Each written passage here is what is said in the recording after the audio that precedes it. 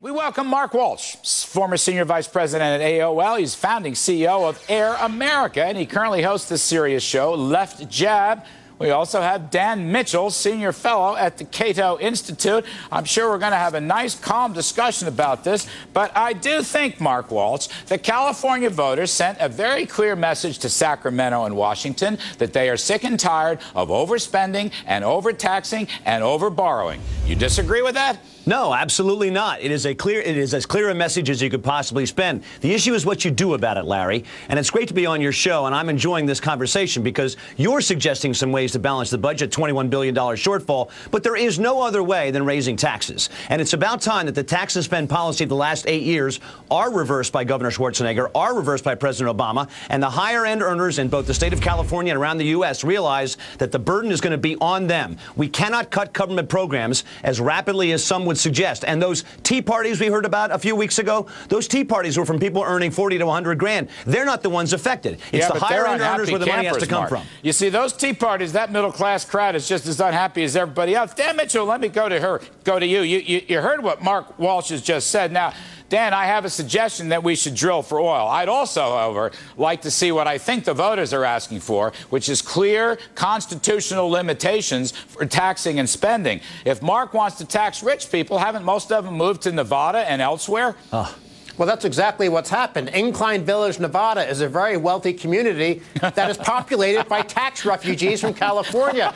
California already has a state income tax rate of about 10%. You can go to zero by going to Washington State, by going to Wyoming, by going to Nevada, Texas, Florida. There are states that are doing the right thing. Unfortunately, California is a microcosm of the failed Bush-Obama policies of big government. And Schwarzenegger, I'm sorry to say, he's increased state spending faster than Gray Davis, the former governor, who was kicked out of office because of fiscal mismanagement. So when Mark Walsh and others, Mark Walsh and Arnold Schwarzenegger, I'm going to group them together because Mark is a very distinguished guy out there, and he should be on par with the governor. Thank you.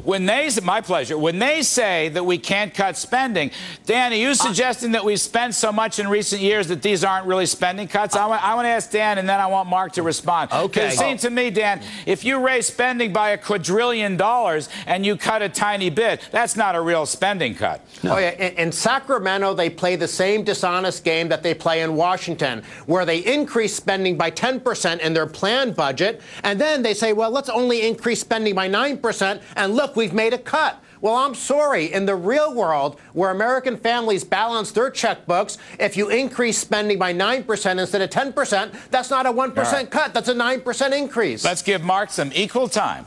Well, it's voodoo economics to sit here and say that we can magically walk into the major sectors of tax policy and spending policy in California or the U.S. These are significant chunks of revenue that's already committed, significant chunks of tax spending already committed in health, in education, in infrastructure, in defense. You cannot take a scalpel to problems that are macro. Now, what's going to start to happen is that these cuts are going to show taxpayers that middle chunk that you're talking about, Larry, that their education is going to be slashed. Schools will be shut down 2 weeks early. Prisoners will be furloughed from local prisons and put out in the general population. Then you'll start to see the reaction that's going to start to happen from the middle-class taxpayer. You mean prisoners from the legislature, or you mean prisoners from the prison? Prisoners from the prison are going to be furloughed and sent out in the general population. I thought you meant legislators would be released. Now, come on. Now, that's a snarky way to go at it. But my suggestion is there is no other place for increased revenue to cover the current fixed cost structure. I tell you what. I want to be constructive on this. I want to be constructive. Besides my idea of drilling for oil, I mean, Santa Barbara City Council at least once upon a time said yes because of the oil seepage. There's so much royalty money that they're not getting. Okay, that's one point. Second point could be nuclear power development in California. They'd make a lot of money off that. But I got another point.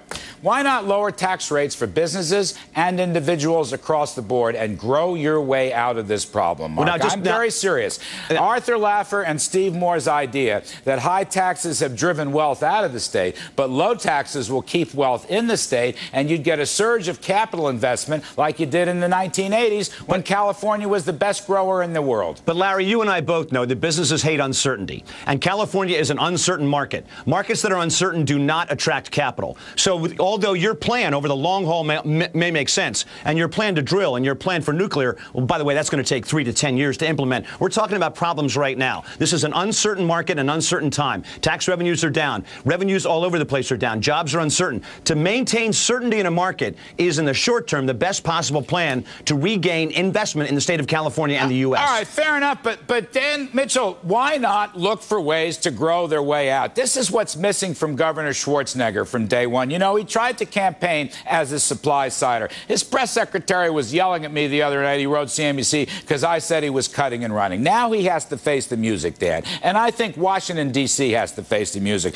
Why not strict tax and budget limitations and reduction in tax rates across the board for individuals, small businesses, and corporations? Grow their way out, Dan Mitchell. What the heck is wrong with that?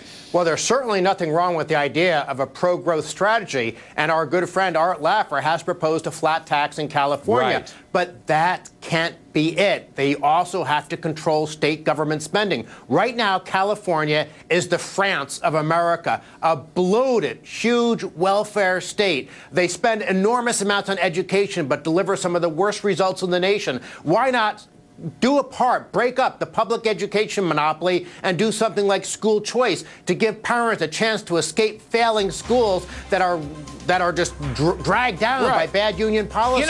You know, Mark Walsh, it's interesting. Years ago in New York, when we had our budget crisis, Democratic mayor, heck, liberal Democrat at that time, Ed Koch said, why does New York always have to be first in welfare and social spending in the budget? Why not be third or even fifth? I would say the same thing to California. They've gone hog wild, Mark. You've got to admit that. Some modest spending cuts will yield tremendous savings, and then you can go into a pro-growth tax reform. That's a great long-term strategy, Larry, but short-term we have to raise taxes on the rich. Oh, my God. Well, then Nevada's going to be the big beneficiary. I love that. Mark Walsh, you're terrific. I really appreciate you, and I hope to have you back again. Dan Mitchell, as always, great stuff.